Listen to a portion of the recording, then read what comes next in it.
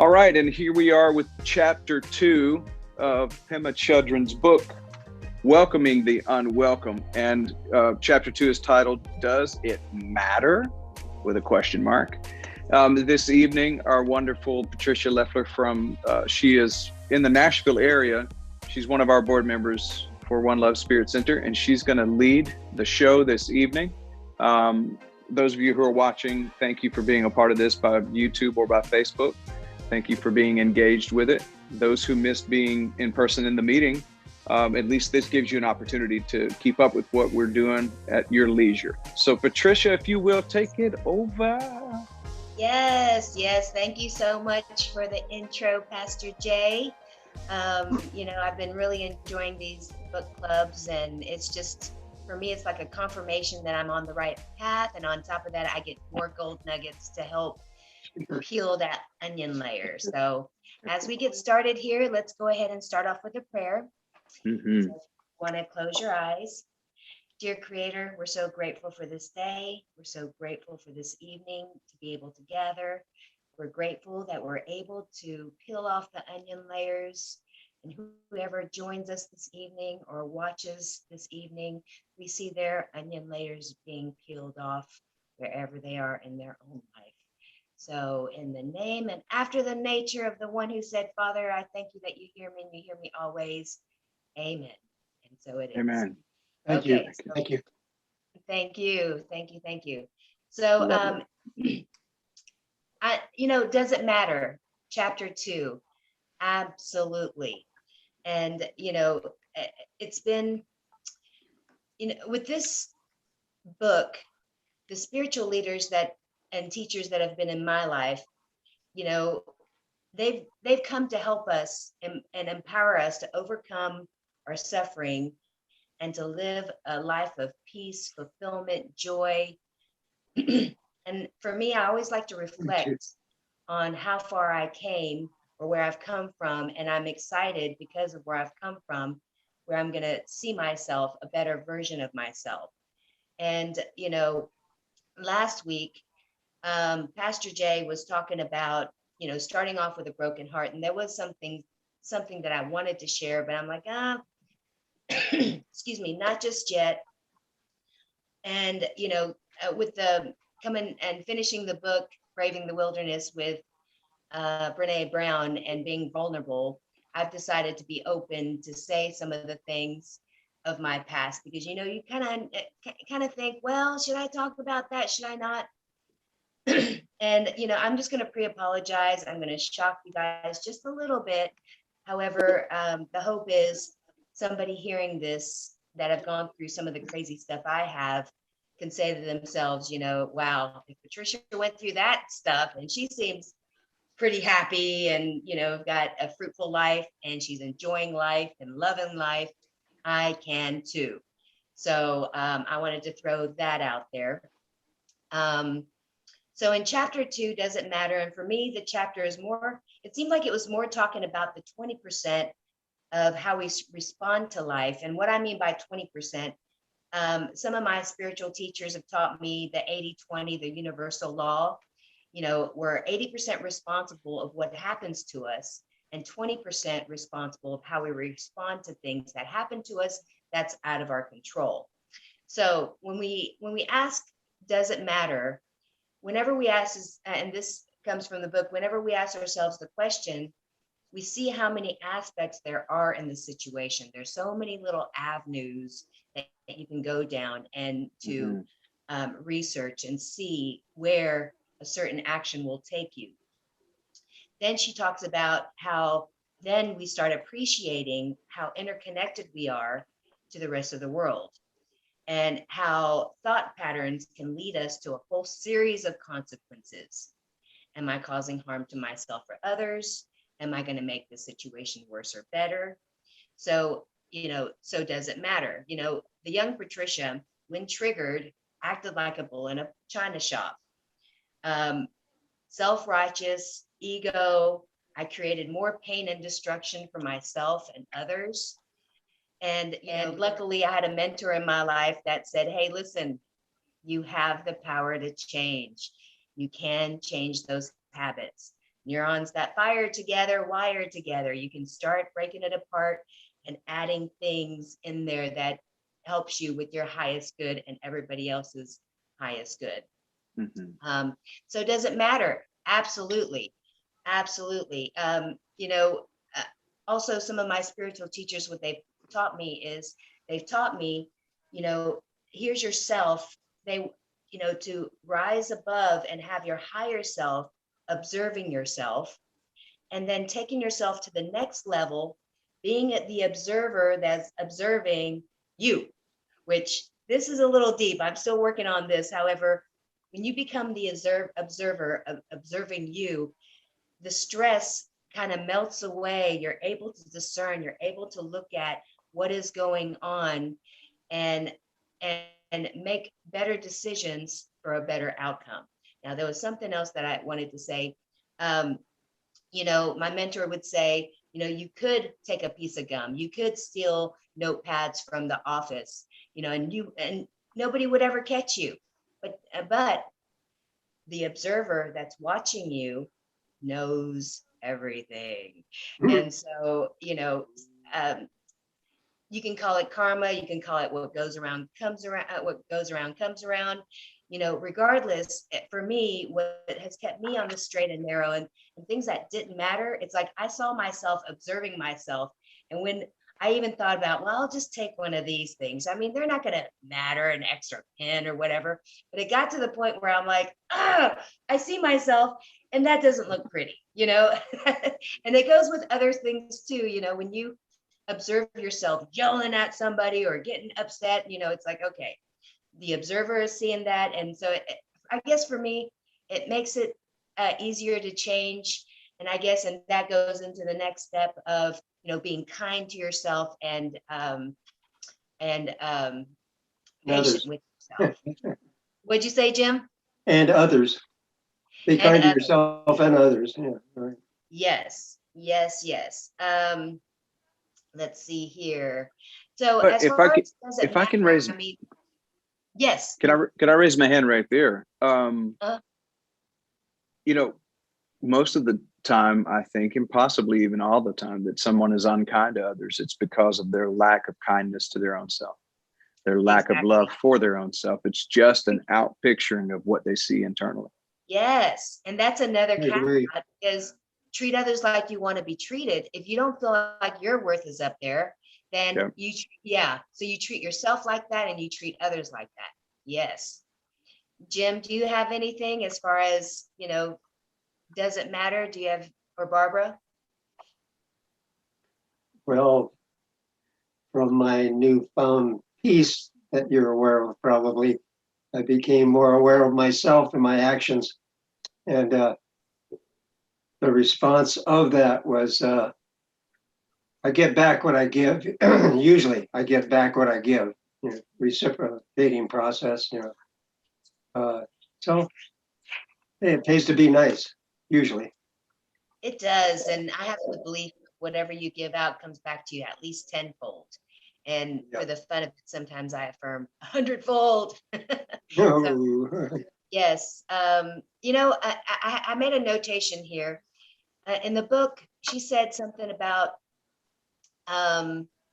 she follows these rules, and being a Buddhist, you have some rules that you follow. However, she made it very clear that Buddha did not come up with these rules so you can conform into a religion or a belief, but and to conform these outer codes of living, but to overcome our own suffering.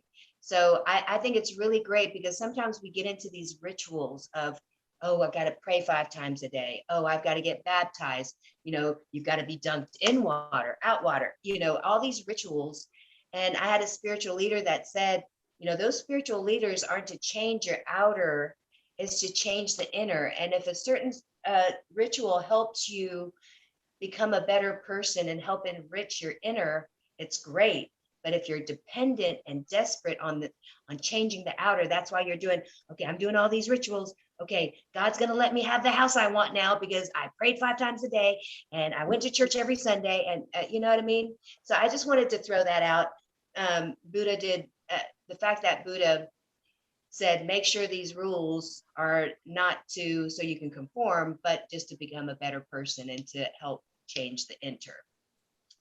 When we ask ourselves the question, does it matter? It helps us question our actions, and excuse me, helps us question what our actions should be by what the outcomes that we want. It helps us open up questions about our own habits. And she does a great job on asking a bunch of questions. Is this going to be better off later? It helps us cognitively think through our actions. And they use the word payu. That's the next thing that I was going to bring up. The discernment of, okay, if I act like this, what is it going to turn out to be? If I act like this, what is it going to turn out to be? Because bottom line, however way we act breeds more of that. And I remember going through my growth, okay, great. I've stopped breaking things. But I was like this, and my brain and my thoughts, and I thought of 101 different ways that'd be great if they tripped or something. It's like, yeah. But then you start realizing what even our thoughts are very, very powerful. So I have down here, so as we awaken, we know that kindness and generosity breeds more kindness and generosity, and deceit and guilt breeds more of deceit and guilt. So how we choose to act can be guided by wisdom and kindness. And a great word that we learned in this chapter is payu, which means discernment. And pretty much all of my life, I've used the Serenity Prayer. So it's really nice to learn a word. Basically, for me, the Serenity Prayer is discernment. It gives me courage for the things to change and the wisdom to know the difference. And so payu, so that's a good word to remind myself to continue to discern before I act, taking a deep breath. Now, I wanted to pause there. Pastor Jay, you guys have any comments or anything that you want to say or add to? I was just going to say that. She asked Pastor J. Oh, I'm sorry. Oh, no. She said anyone. Oh. Go ahead, Barbara. Okay. Anyway, each book study and everything that we do in One Love is a tool to be used. And so the other day, between my good partner here and I, some words were not as kind as perhaps they could have been. And my response was, does it matter? And so, then Jim, rethought and it went back through that process, and how instantly you can fall out of it, and we read the book together and we talk about it, and so that's kind of a little key word we're using now to keep things where we want them, but it's to me, it's just another tool, and we're just learning so much and growing through all of this that we love every moment of it. Yes. Go ahead, Jim. I see your hand. Me, the one who gained the peace, lost his cool. It always reminds me when I do that of what the disciple Paul said after he reformed, after meeting Jesus on the road to Damascus, that why does he keep doing the things he shouldn't and not do the things he should? No.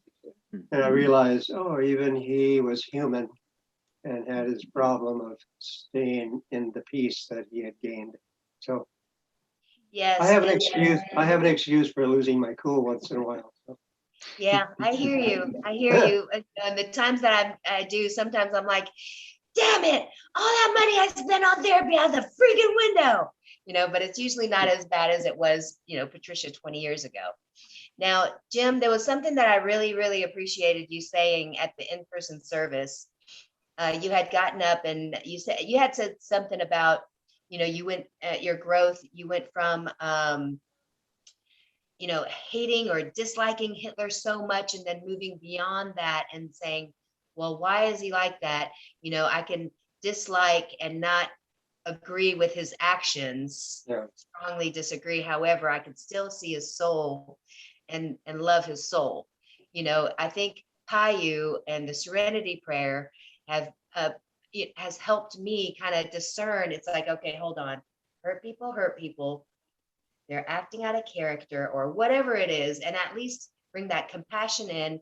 That way I react to that person in a different way than feeling like somebody is attacking me. Now I've got to become a warrior and kick their ass. You know what I mean?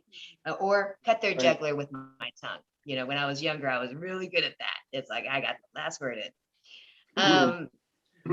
So What, go ahead. if I can just second, one of the things that I'm learning is the more aware I become, the less reactive I am. Yes. Because reaction is really just volleying and it keeps you in the same game.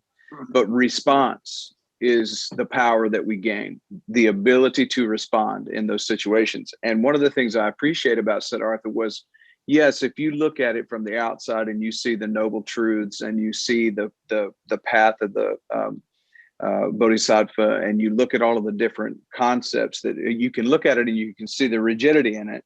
You can do the same thing with Leviticus in the Old Testament of the Christian Bible and in the Hebrew Bible.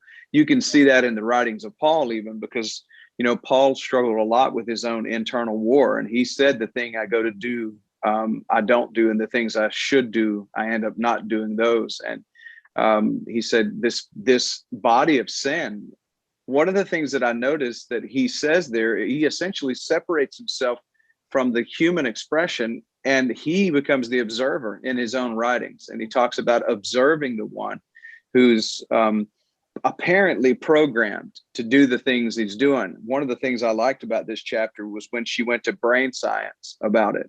And she talked about neuroplasticity and habits, and how those habits actually literally create not just a discernment, but awareness. And when we ask ourselves, is it important?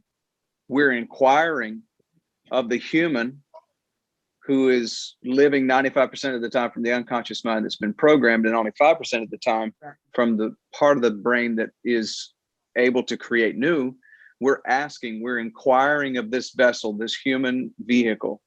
Is this going to matter? Is this going to create ripples in the water? And if it is, are these the kind of ripples you really want to send out? And I can ask that question in anything, whether it's traffic. I start feeling my temperature go up, because you can, when you start becoming angry, being angry is not bad, but as you become a little frustrated, you can start to feel that sensation in your body, and literally teach yourself to stop and ask, does it matter? That's a habit that anyone can teach themselves. Does it matter? And do I need to be right? And why do I need to be right? And if I have a need in me to be right, it probably means I'm not, because if you were, you wouldn't need to be.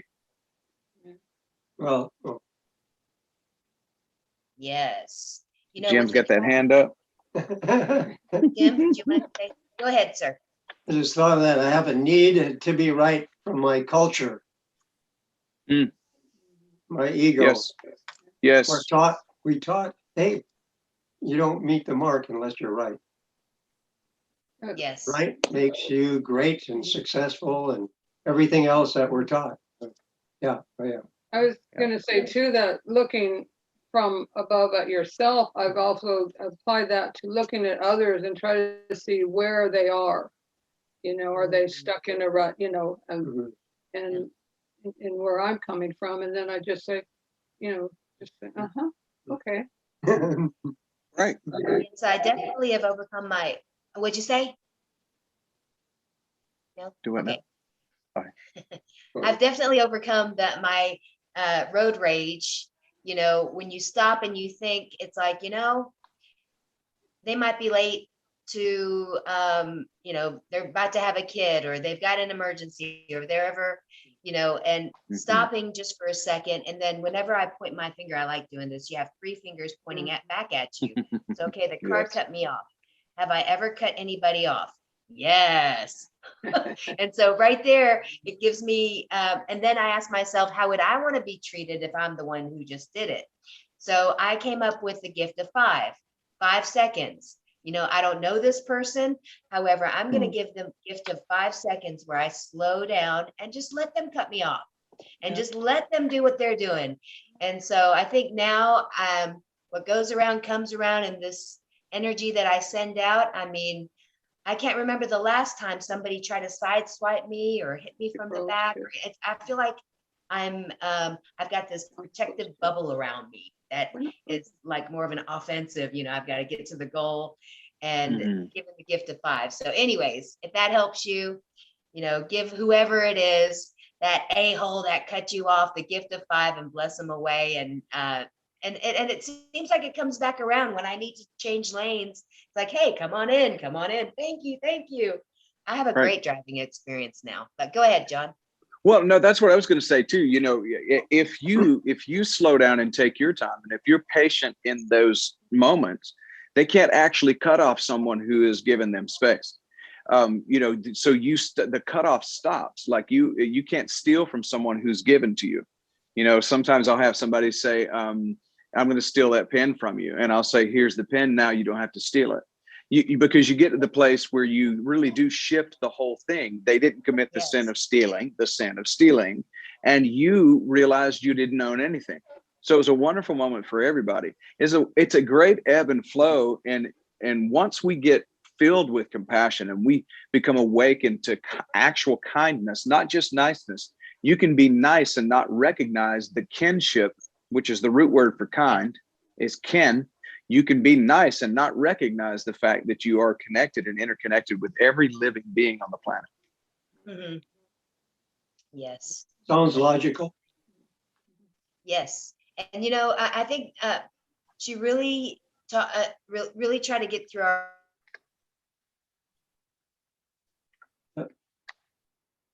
Somebody's frozen in time.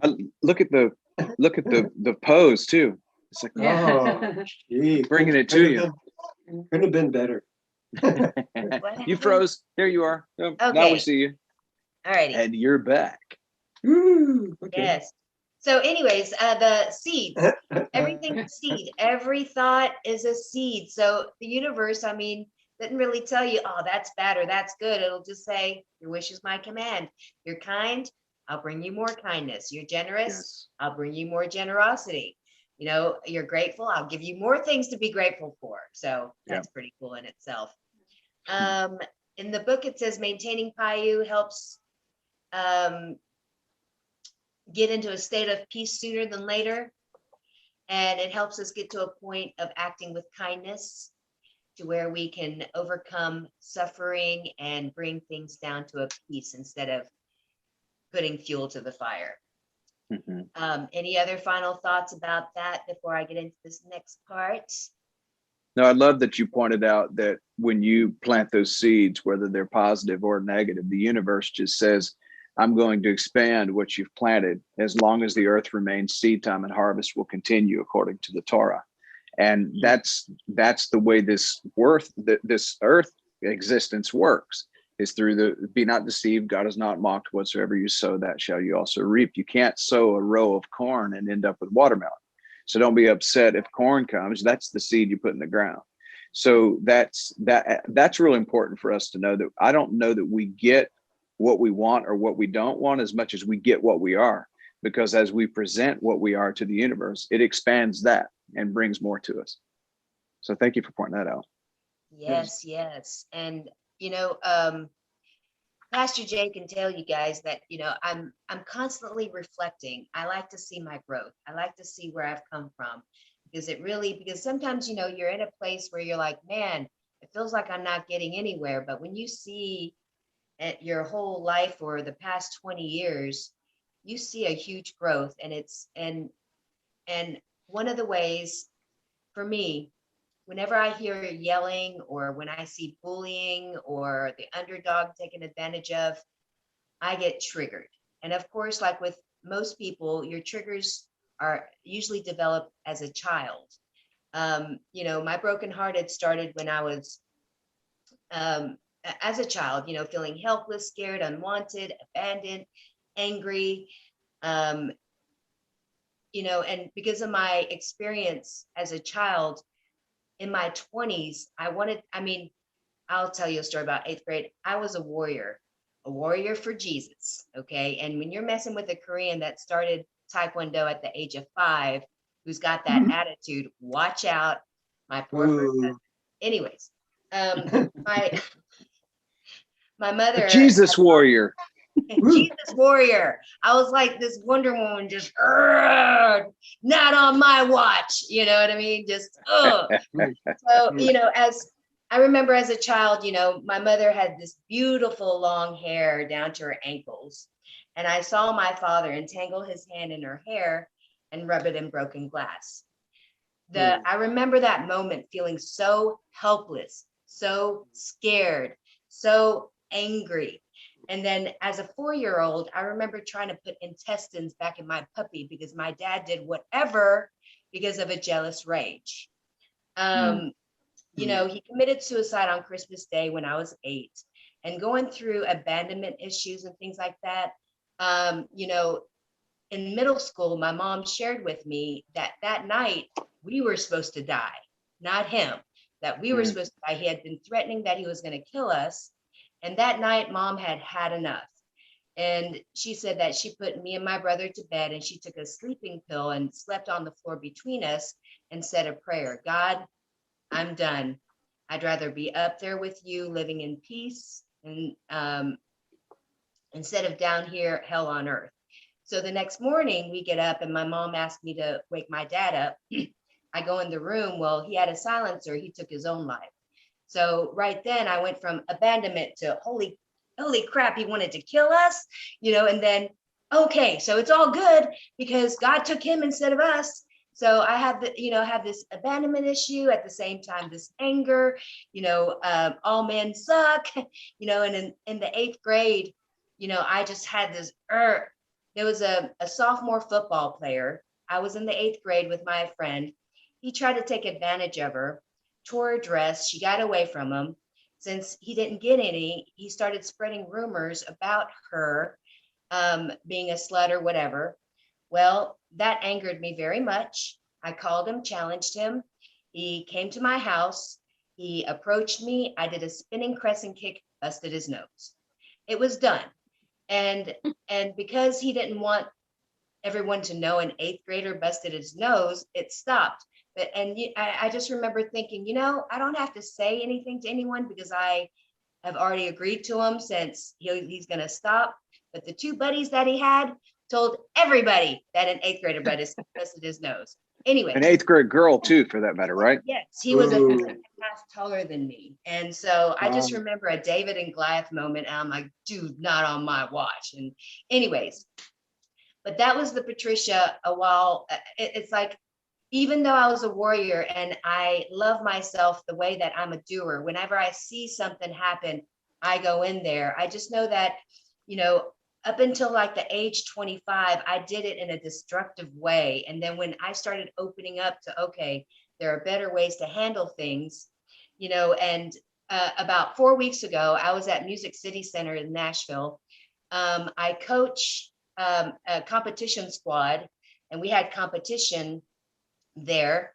And I was outside with one of my parents, and a squad comes out, and apparently one of the stunt groups fell on their stunt.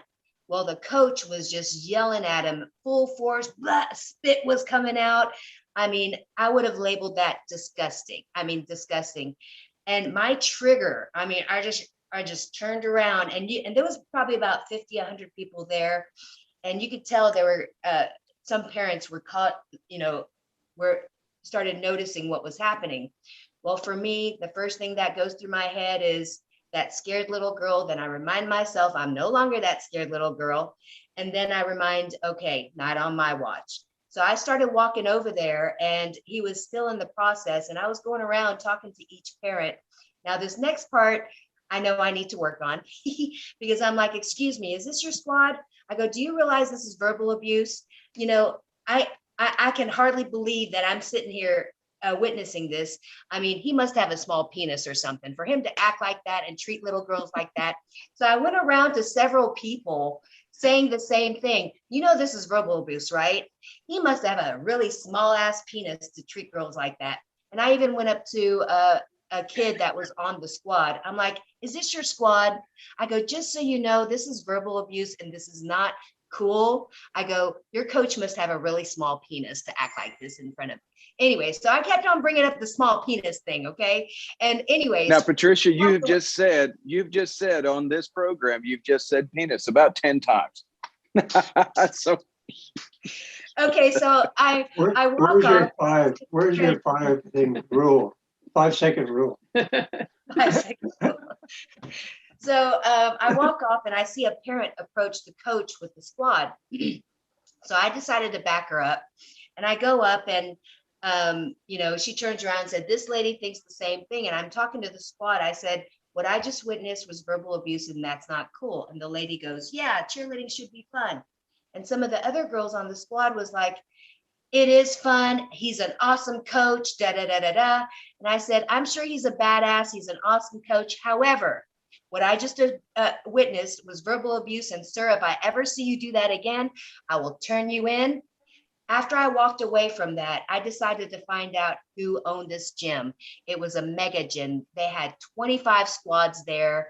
I mean, they walk away with number one. Well, I look up the owner. Guess what? I coached the owner 30 years ago. She was on my all-star squad. Talk about the power I had in my hands and feeling like I'm about to destroy you.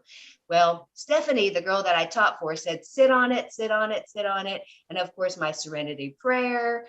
And then with this book, The Payu, I decided to wait a week. And so, and I talked to Steph and I said, I'm not going to say anything.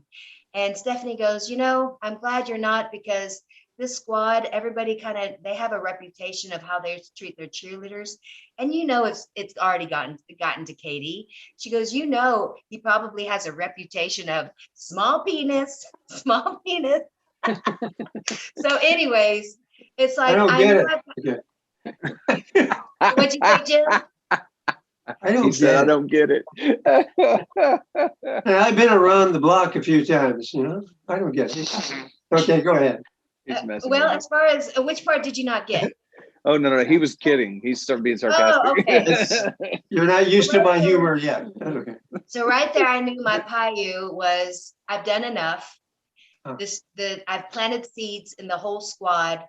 The stunt group saw me sticking up for them. And the gentleman that I approached, oh my gosh, it's like how many times have two parents or two people come up to him and confronted him, and I send love to him because, coming from a competitive background, I've had coaches like that yell at me. And oh, that was another thing. I said, dude, this is 2021. We know the best way to get the best out of a student, and that way is not it, because they grow up thinking they have to be yelled at to get anything done. Ask me how I know. I had a coach like that, and at the time, she, was this mega powerful God in my life. And then later on, I'm like, whoa, wait a minute. What she did to me was verbal abuse. You know what I mean? So I just wanted to share that story because it just shows me where I've come from. Because at 9, 10 years old, I was messing with alcohol and cigarettes and things like that. And going from this, I will kick your butt, to where I am now. Do I have more growth? Yes. I've got, because now I don't want to fight. I got into so many fights in middle school and high school. I don't want to fight. I ask myself, if somebody were to punch me now, would I fight back? No.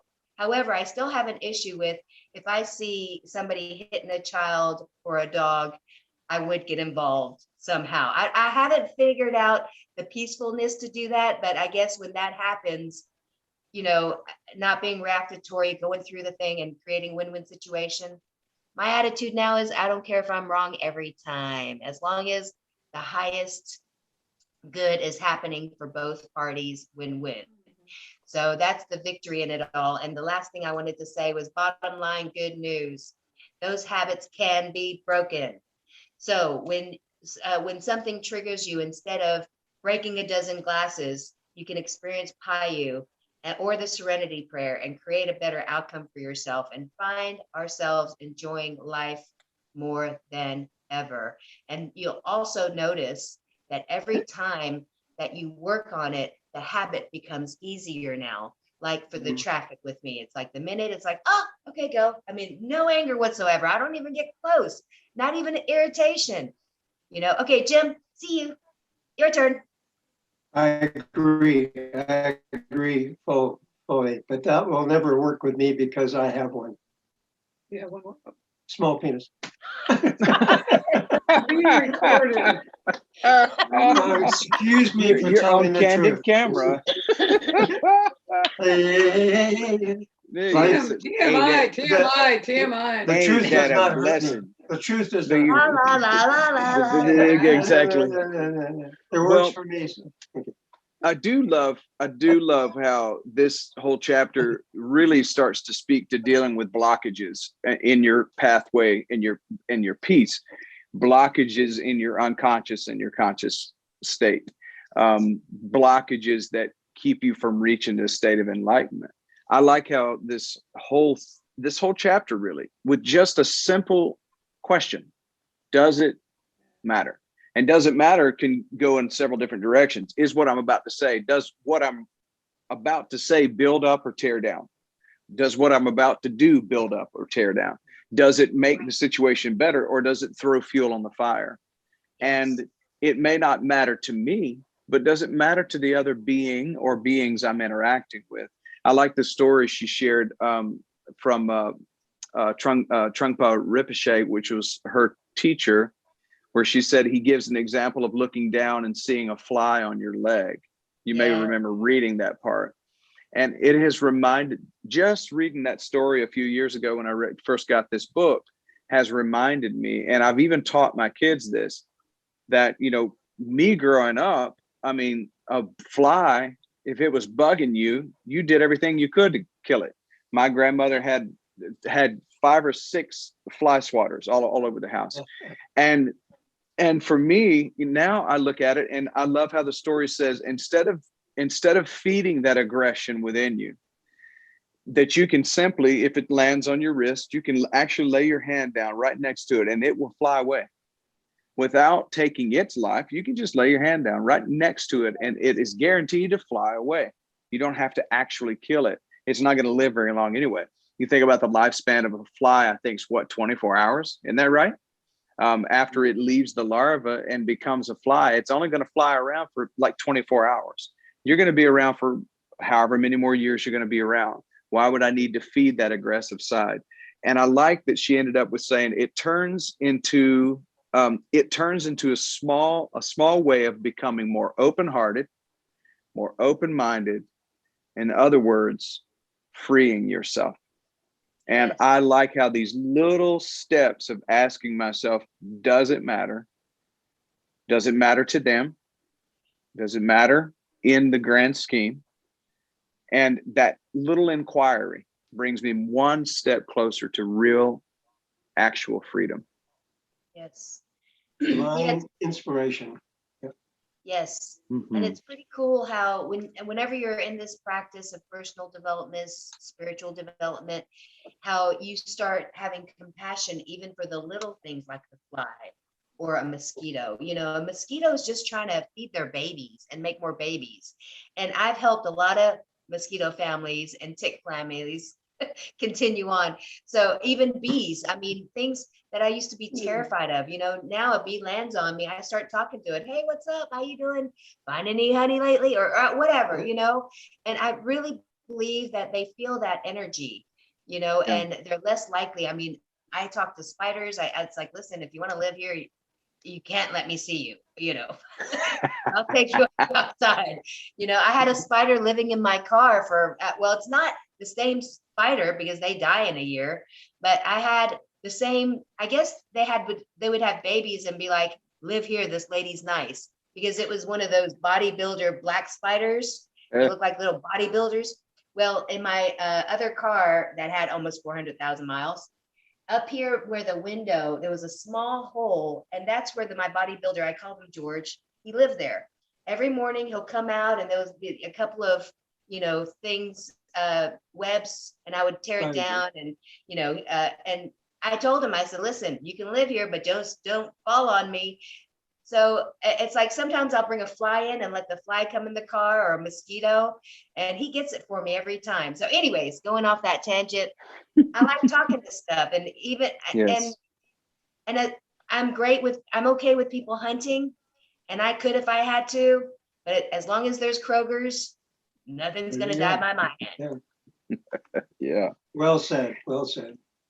Yeah. I like how on the final page she says it does indeed matter what we do, say, and what we think. And y'all know me.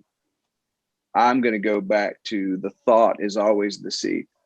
You know, when you pick an apple, that apple is only represented by the seed that caused the tree to grow, caused the branches to grow, caused the blossoms, the flowers, and then the fruit to grow.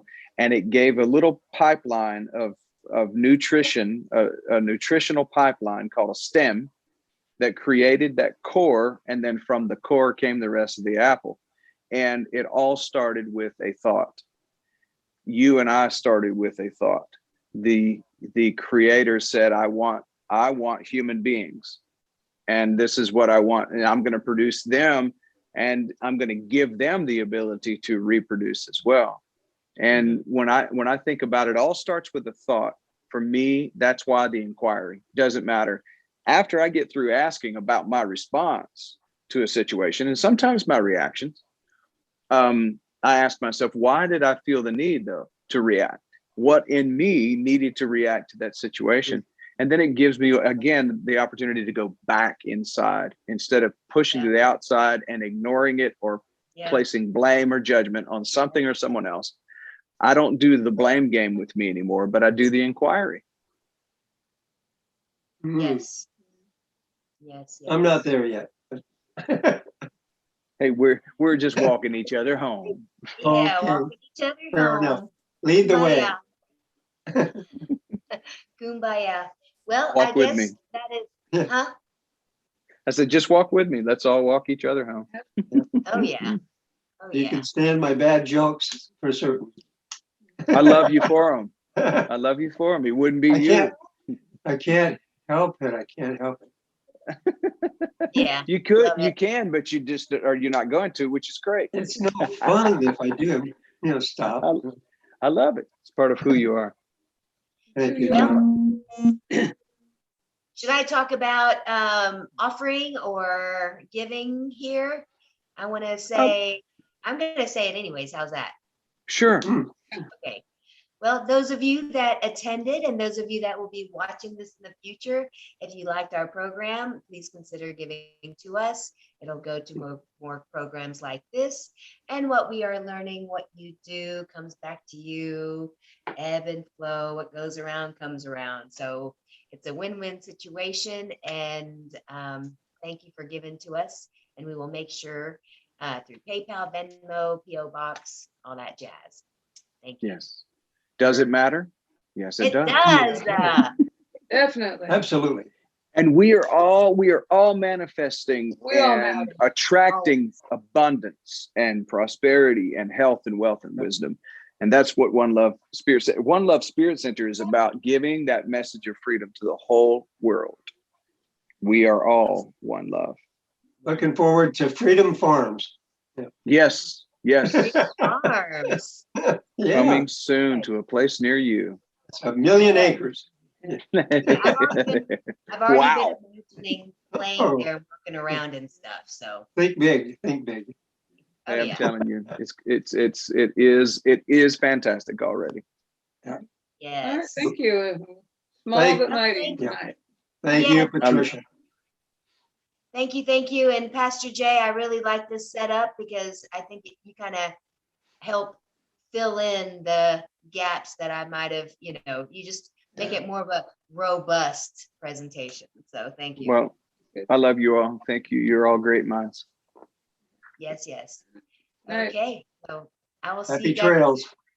I'm going on a sabbatical, so no cell, no anything. So I can return your calls if you call or text Sunday night. So Enjoy. peace. Okay. Yeah. Thank Perfect. you. Bye-bye. I Be love you. safe. Be well. Good night. Yes. Good night. I guess I'm in charge here. I know.